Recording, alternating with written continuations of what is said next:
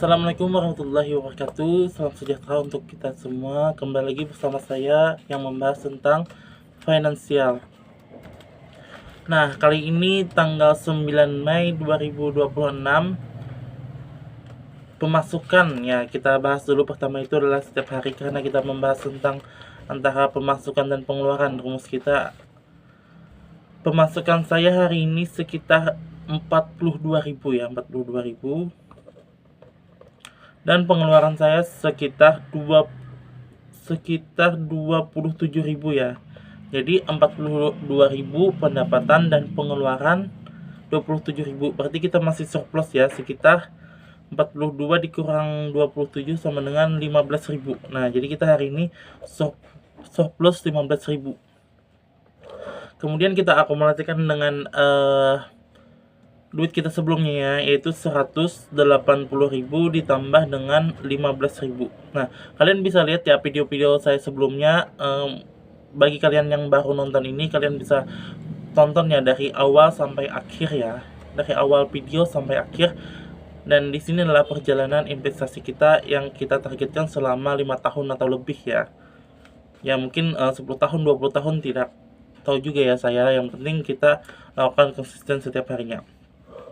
Nah, jadi 181 ditambah 15.000 ya, 15.000. Jadi duit kita terkumpul hari ini sampai 9 Mei ini adalah 196.000 yang akan kita investasikan di bulan depan. Nah, kenapa itu sedikit Bang? Kenapa itu sedikit? Karena kalian belum melihat saja ya, ini tergantung dengan waktu ya. Waktu berapa lamanya waktu kita investasikan nanti akan semakin bertambah setiap harinya, dan hasil dari investasi juga kita masukkan, nanti mau kita masukkan lagi untuk investasi, kita gulung-gulungkan lagi. Nah, di sini saya akan membahas tentang konsistensi dalam investasi. Artinya dalam berinvestasi ini sebenarnya kita harus konsisten ya, konsisten dalam investasi, baik itu secara perhitungan maupun berinvestasinya. Nah, saya buat video ini karena saya ingin melihat perjalanan hidup mengenai investasi saya, dan kalian juga bisa melihat semuanya ya tentang investasi yang saya lakukan. Dan mungkin beberapa tahun yang akan datang mungkin kalian akan terkejut ya. Mungkin kali ini hanya ratusan ribu saja investasinya dalam beberapa hari. Mungkin di hari-hari berikutnya atau bulan-bulan berikutnya maupun tahun-tahun berikutnya kalian nanti akan terkejut ya, dengan ilmu seperti ini bisa menumbuhkan berbagai macam eksponensial dari pertumbuhan investasi kita.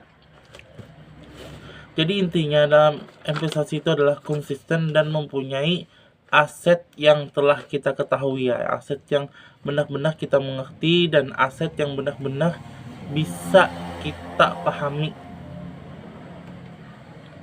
Untuk konsisten sebenarnya kita cukup melakukannya penjadwalan sama halnya seperti saya membuat dokumentasi ini. Saya melakukan penjadwalan setiap harinya, setiap sore.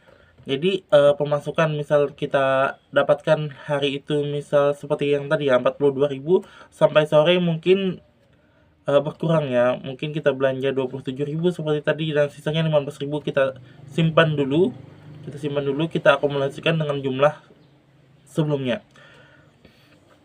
Setelah itu, setelah konsisten tadi ya, kita harus menghindari yang namanya distraksi atau gangguan-gangguan.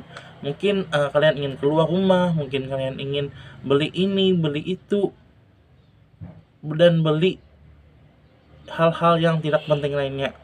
Kalian harus fokus apakah ini benar-benar penting atau tidak untuk dibeli. Jadi intinya investasi itu konsisten dan fokus apa yang kita investasikan. Mungkin dalam 42.000 ini seandainya kita langsung habiskan juga bisa ya, tetapi saya mempunyai mindset bahwa saya harus setiap hari saya harus surplus ya. Surplus itu artinya harus bertambah kaya, harus bertambah uangnya.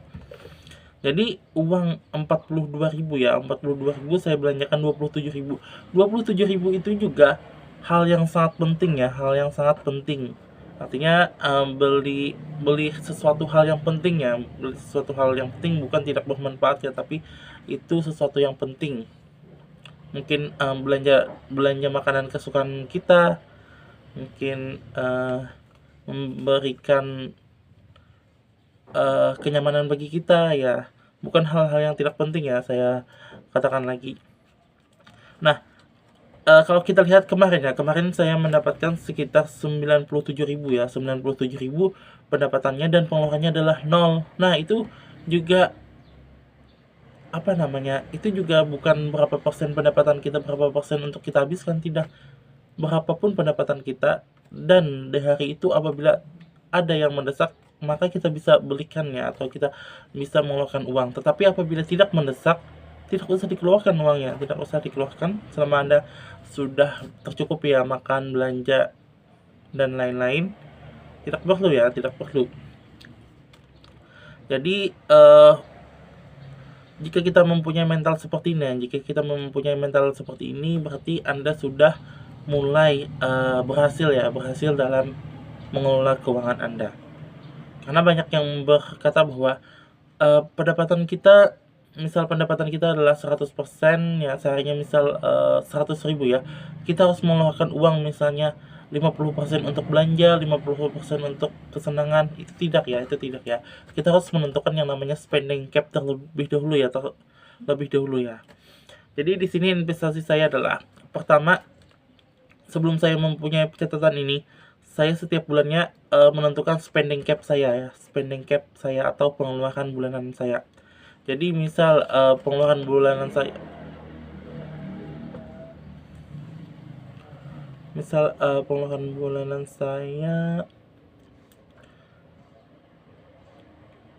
ditentukan misalnya bulan ini spending cap saya atau pengeluaran saya adalah, kita tentukan misal 700.000 ya, 700.000. Nah, spending cap ini adalah spending cap ya, 700.000 untuk bulan ini. Kurang ataupun lebih ya, kalau kurang kita tidak boleh lagi menambahkan. Spending cap kita wajib 700.000. Misal kita tentukan seperti itu, tapi spending cap saya tidak 700.000 ya, saya misalkan saja. Jadi misal spending cap ini 700.000 itu misal beli bensin sebulannya anggaplah 300.000 ya, 300.000, 200.000 saja ya, 200.000 seminggunya untuk membeli bahan bakar. Kemudian di sini juga kuota internet misal 150.000, berarti 350.000 ya sebulannya dulu spending cap yang wajib kita keluarkan.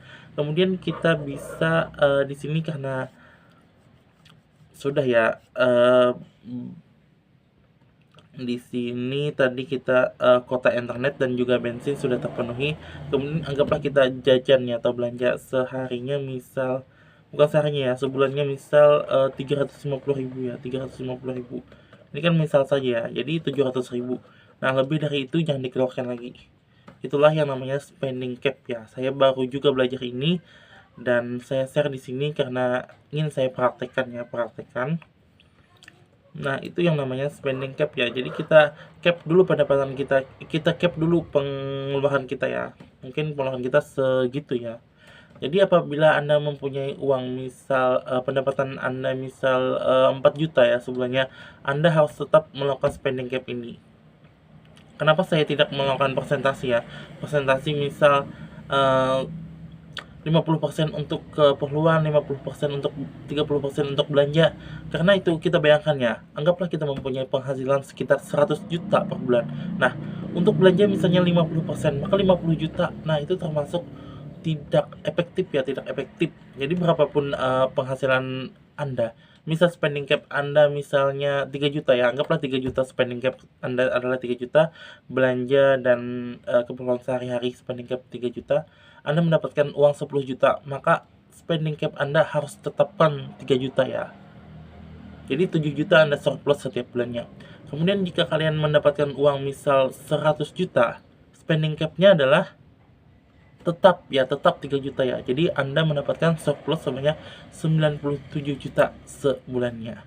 Nah, itulah kita pentingnya menentukan spending cap daripada presentasi, lebih masuk akal spending cap ini.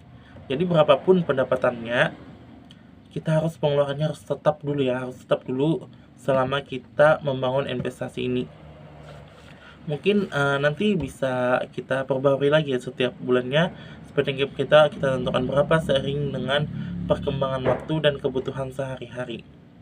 Jadi tentukan dulu ya spending cap-nya, misal kalian spending cap-nya adalah 2 juta sebulan, lebih daripada itu kalian tidak boleh mengeluarkan uang ya. Pendapatan kalian misalnya adalah 10 juta ya, spending cap kalian adalah 2 juta, maka surplus kalian adalah 8 juta. Dan misal di bulan berikutnya tiba-tiba pendapatan Anda naik ya, tiba-tiba pendapatan Anda naik menjadi 20 juta, maka spending cap-nya adalah, kalau 10 juta kan 2 juta, kalau 20 juta berapa spending cap-nya? Nah, ini bukan persentase ya. Jadi kalau 20 juta berarti 18 juta surplusnya. Artinya spending cap-nya harus kita tetapkan dulu. Bukan persentase ya. Kalau 10 juta 2 juta, kalau 20 juta 4 juta, bukan seperti itu ya. Tapi spending cap ini adalah pengeluaran tetap kita ya. Meskipun pendapatan kita lebih atau pendapatan kita kurang, usahakan harus lebih ya. Kita harus tetap menentukan pengeluaran kita, banyaknya pengeluaran kita adalah segini. Mungkin kali ini itu saja ya pembelajaran kali ini, cara untuk menjadi konsisten dan fokus di investasi dengan melihat yang namanya spending cap tadi. Terima kasih yang telah menonton. Jangan lupa untuk selalu bahagia setiap harinya, karena perjalanan ini sangat panjang lagi ya. Saya berbagi juga setiap harinya, dan saya di sini juga mendapatkan berbagai ilmu ya tentang bagaimana caranya investasi. Saya juga pemula, tetapi saya ingin mendokumentasikan hasil dari investasi saya yang sudah saya pelajari, dan ini adalah praktek dari yang saya pelajari. Terima kasih yang telah menonton. Jangan lupa untuk selalu bersyukur setiap harinya. Salam sejahtera untuk kita semua. Assalamualaikum warahmatullahi wabarakatuh.